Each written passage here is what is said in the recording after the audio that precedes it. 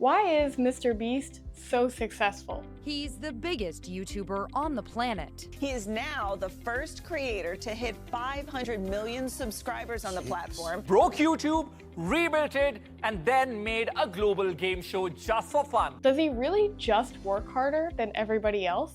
Well, I listened to dozens of interviews with MrBeast, and he doesn't just work harder. He's also very strategic.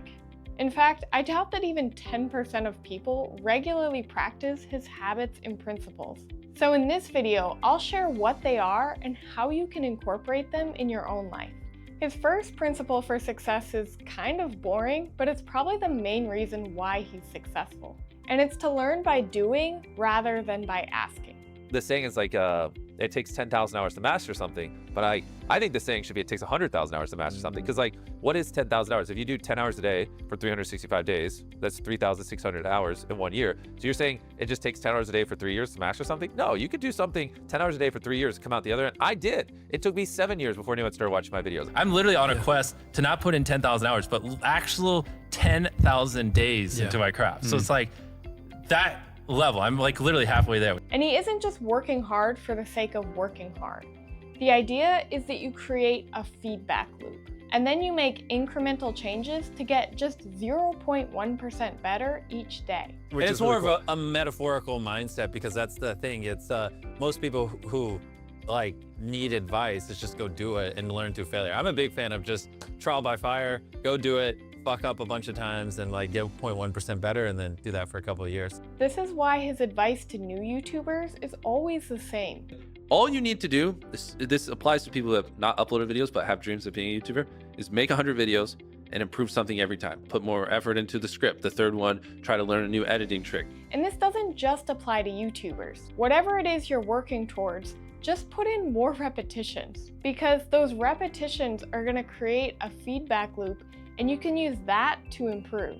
So pick the one action item that's going to lead you to your goal, and then do that either 100 times or 100 days in a row. And for each repetition, just make one thing better. The reason most people don't succeed is that they just give up too quickly because their initial attempts don't produce any results. But you really just need to keep going. Your first video's not gonna get views, period. Your 10th Make video, 100 videos, improve something every time. On the 100th one, then ask questions. To make this super actionable, we actually created the MrBeast 100 Rule Challenge in Habit Sprints. It holds you accountable to keep going even when you feel discouraged, because you'll see yourself on a leaderboard with others who are also doing the challenge. And you can stake money to make sure that you complete the challenge. And the goal doesn't have to be making 100 videos.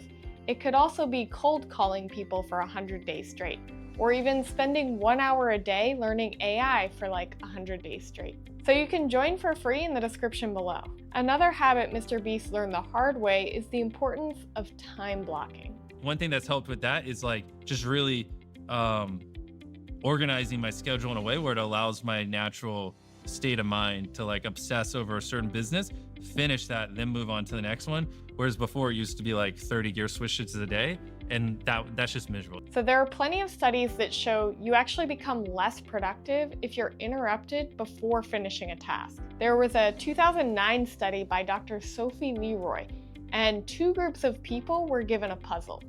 One group finished the puzzle and then went on to complete the next task, whereas the second group was interrupted during the puzzle and then asked to start the second task before completing that puzzle. And what's interesting is that the second group that was interrupted was actually less productive on the next task. And that's because their attention was still on the first task, that puzzle that they never completed. And after they did this study, they even created a term for this phenomenon called attention residue. So essentially, your attention is still on the last task that you did not complete, and that causes you to be less productive on the current task. So the habit is to rearrange your calendar so that you have blocks of uninterrupted time to focus on just one problem. Now, when MrBeast was first getting started, he was kind of a weird outsider at school. So we curated a friend group of other successful YouTubers online. We literally had a mastermind call every day for 1,000 days in a row. That's cool. Yeah, I told this story on Joe Rogan. People don't believe me. I get tons of messages like, you didn't do that. But yeah, I met these other guys, and for once in my life, like, I could talk to them. We, no joke, like had a Skype call for 18 hours. And I went from like not being able to hold a 5-minute conversation with a human to being able to talk with guys for 18 hours straight about, studying retention charts and studying why certain videos did well. And MrBeast credits a lot of his success to these friends. I would go as far as saying, like, if I never met those guys that did that 1,000 days in a row, like, instead of 420 million subscribers, I'd be on like probably 20 million. Like, it's that marginal of a difference. And building a friend group is important because you'll progress exponentially faster. Imagine a different world where you have 4 friends who are also equally grinding in something similar. Friend number 1 makes a mistake on Friday. He teaches the other 4 people. Friend number 2 makes a mistake the next week, teaches everyone. And then like you're all learning from each other's mistakes. You're all constantly studying 24/7 and downloading each other. Like after a year, you're like 2 years ahead of the guy who was just solo. So MrBeast's advice is to create a group of friends who are constantly leveling up because you'll naturally pick up their habits. And if you find the 4 most obsessed people in the world that you can get your hands on that topic, and you talk to them every day and you're around them constantly, there's just no world that the version of you that does that is not exponentially better and further along 2 years later, theoretically, than the version of you who isn't. And it's important to not only think about adding the right people to your life, but also minimizing time spent with the wrong people. I always have to be protective of the people I'm around because whatever they say is what I start thinking on, and that's what I start obsessing over. I went through a stint where I had a couple of friends who were into cars. I bought like a BMW. I hate cars. I ended up selling it. Like, why am I doing this? And I'm like, wow, it's just because people around would just talk about cars a lot. And then I ended up thinking that was cool. I was an 18-year-old, and then I'm 20 and I'm like, why do I own this? Like, I don't care. And it just showed me like, wow, I'm very, very much influenced by the people I'm around. And it isn't just personal friends. You can also develop mastermind groups. In fact, he actually did this for his chocolate business. Who are all the people in the world that are, ethically sourcing cacao the most, started doing masterminds with them. One of the top ones is Tony Chocolonely. A lot of people in Europe have probably heard of them. That's where like the 3 things we do, like that's what they do, and that's where I learned a lot from. Like, I wouldn't be anywhere near as far into ethically sourcing as I am if I didn't meet them. So how do you curate a friend group or mastermind? Well, the way MrBeast made friends was by simply creating content. And as he got more subscribers, he began to receive more recognition from the rest of the YouTube community. So that's why I said that doing more repetitions is kind of the first habit you need to tackle. Because as you do more reps and start to level up your own skill set, you'll naturally attract the attention of other highly skilled people. And your experiences are going to allow you to add more value to the conversations. Because if you can't add value to the conversations, then other people aren't really going to want to hang out with you. But once you have some experience, the best way to make friends is to simply DM other interesting people and just compare notes. And that's actually how MrBeast built his initial friend group. I even once hosted a virtual pizza party to connect with other people that I just found interesting. You can also join groups, but I find it's more valuable if you're the host, because then you're the person connecting everyone. Absolutely. You control who you're friends with. You control who you hang around, and you control if you're constantly leveling up that friend group or if you just stay content. In MrBeast's early years, fitness and health were definitely not a priority.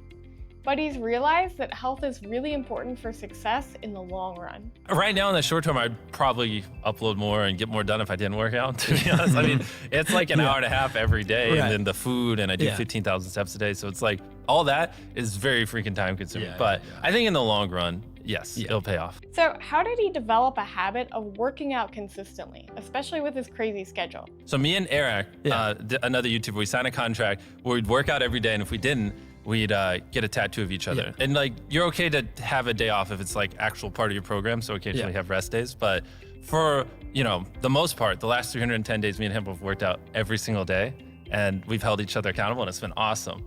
If you want to do a similar workout challenge, Habit Sprints allows you to stake money to hold yourself accountable to go to the gym consistently, or really do any kind of workout consistently.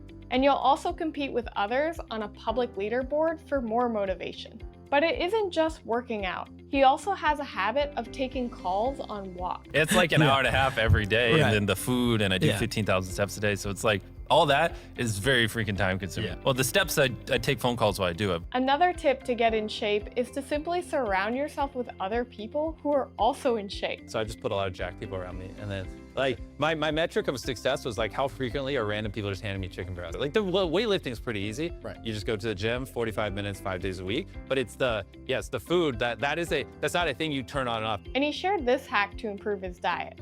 This is actually a heated lunchbox. This thing's pretty cool. So basically, you press this button right here, and it turns this on. And this is basically just like a stove, and you close it in, and this whole thing turns into a microwave. So this thing is sealed, and so you can just put some chicken and rice and maybe some avocado in here. 5 hours later, when you're on set, grab this bad boy, turn it on, it'll heat it up, and then a minute later, you have like fresh food, like a microwave from home. It also can become cold as well, so this is like fundamentally changed my life. I love it so much. So if you want to perform at a high level for a long period of time, it really is important to take your health seriously. And tactically, that can be making a bet with friends to work out consistently and tracking your meals daily. MrBeast is also very conscious of the information he consumes. I had what I would call like an info diet. And his info diet isn't just watching YouTube content. He also actively reaches out to other people to learn new things. It's usually, I go on walks and then I will literally just close my eyes and like flip through my contacts, and I'll like stop, and when it's on S, you'll be there, and I'll just be like, I'll just have a random name and I'll be like, teach me something. Sometimes the calls are 1 minute, other times they're 20. And this has been one of the easiest ways for him to learn while also building his network. These are people who are, some of them running companies that are doing billions of dollars a year in revenue, and they're learning tons of things. They're always experimenting, and I just get this 5-minute brain dump of everything they learned, suck it out of them. He also tends to read a lot and then just call the authors of those books. I'm reading like books, like I just read Chocolate Wars. I read Milton Hershey's biography. Yeah. I've reading all these books, and I'm like calling people who like wrote the books, and I'm like, Yeah. yo, what did you learn, or this or that, I'm going like my tree of knowledge is like disseminating. Yeah. Right? Now, MrBeast clearly has an advantage over the average person. So like if I just cold called the CEO of a major company, chances are they're not going to give me 5 minutes to chat. And again, this is why it's important to first put in the repetitions so that you have interesting information that you can share in return. But there are 2 specific action items that you can take from this. First, make an effort to randomly DM people that you find interesting. Let them know what you liked about their content and why you found it really interesting. And don't ask for anything, just open the conversation. Secondly, you might have some friends who you don't always talk to on a regular basis. So try going on walks and just call them to catch up. I found it a really great way to build my own network and just strengthen existing friendships. Another principle from MrBeast is to ask who rather than how. So whenever he wants to do something, he just finds somebody who has already done it and then hires them to teach him. Consultants are literally cheat codes. Need to make the world's largest slice of cake? Start off by calling the person who has made the previous world's largest slice of cake. Exactly. LOL. He's already done countless tests and can save you weeks worth of work. And this can really apply to anything in life. So if you want to be a great dancer, then just hire the best dance coach. If you want to become a great salesperson, hire a great sales coach. Because your chances of failing decrease significantly when you hire a world-class expert. Now, you still have to put in the work, but they're going to ensure that you're at least doing the right actions to achieve your goal. And if you're completely broke and you can't pay to hire anyone, you can always just work for free for an expert. But you still need to be at least competent in order to work for someone for free. So Warren Buffett, when he was young, he wanted to learn investing, right? So he goes to the guy who wrote the book on investing, Benjamin Graham. And he's like, Mr. Graham, I'm Warren Buffett. I'm a big fan of your work. I want to work for you. I will work harder than anyone you know. And you know what? I'm willing to work for you for free because this matters so much. I want to learn from you. And Ben Graham goes, son, your price is too high. And Warren was like surprised. And then later he's like, he was so right. I got so much more out of working every day at Ben Graham's hip than him getting my free labor. So if you want to work for someone for free, present them with specific tasks that you can take off of their plate. Another key MrBeast principle is reframing impossible into possible. So for example, when MrBeast first proposed the idea of filming at the pyramids, he was turned down. Even today, when I'm not with my core group that I've trained very well, it's just always like, you can't do that, or no, or they'll go make a phone call, or okay, fine, Jimmy, we'll go try to get the pyramids. They'll go away, they'll come back a day later. You can't have the pyramids. I'm like, who'd you call? This tourist guy who like works at the pyramids. I'm like, okay, call the head of tourism. So instead, ask these questions. nothing is impossible. It's just how much does it cost? How do you do it? And then you just make an objective decision. Similarly, MrBeast told his TikTok manager, Rohan, that he wanted to get 10 million TikTok followers a month. And Rohan said that it was impossible. Jimmy will give you an impossible mission, but he'll say it in a way that makes it seem totally possible. And then he leaves the room and you're like, God damn, this is impossible. He goes, for example, Jimmy came to me and said, I need 10 million TikTok followers a month, Ron. He goes, and every month I told Jimmy it's impossible like 100 times. And he told me, do it 500 times. He told me to do it 500 times. I think we had 2 months where you get 10 million. That's what he told me. He goes, I didn't do it most months, but I did do it like, 2 months, and we got way further than we ever would have got had he not laid down like kind of this impossible gauntlet. MrBeast also obsesses over details. So for example, he has a habit of personally walking through Walmart stores to check on his Feastables products. I landed in DC for a layover to then fly to North Carolina. And then I got off the plane to go to my connecting flight. And I was like, wait a minute. And then I just opened up Google Maps and I searched Walmarts and I was like, I could just drive there and hit 25 Walmarts on the way home. And so then it was like 10 a.m. And then I just skipped my connecting flight, just rented a car. And I drove from DC, visited every Walmart on the way to North Carolina. I didn't get home till like 9 p.m. And when he noticed that most of the Feastable bars were breaking, he found a pretty creative way to identify the problem. I tried to get Walmart to give me the security camera footage and they wouldn't. So I put hidden GoPros in a bunch of random Walmarts just to point it at the Feastable bars just to see why are they fucking breaking so much. There's so many shots of like a mom grabbing a bar and then she'd be looking at it literally like this and then you just see the box just go and she'd go and it would just fall off the shelf. And even after he discovered the problem, he went to great lengths to solve it. I started paying where every week I would send someone into every single Walmart in America to buy all the broken bars, fix up the boxes. It's pretty expensive. I think, it's like $100,000 just to send someone into every single Walmart to clean them up. $28 a pop times 5,000 Walmarts. And yeah, so I was sending people into Walmart to clean up the broken bars, but I was paying so much money. It was $100,000 a week just to send people in. So while others might have said, oh, well, it's one broken bar, MrBeast wanted his brand to be better than that. So those are the top lessons for success from MrBeast. And if you like this video, you're definitely gonna like this video where I discuss billionaire Jesse Itzler's top lessons for success.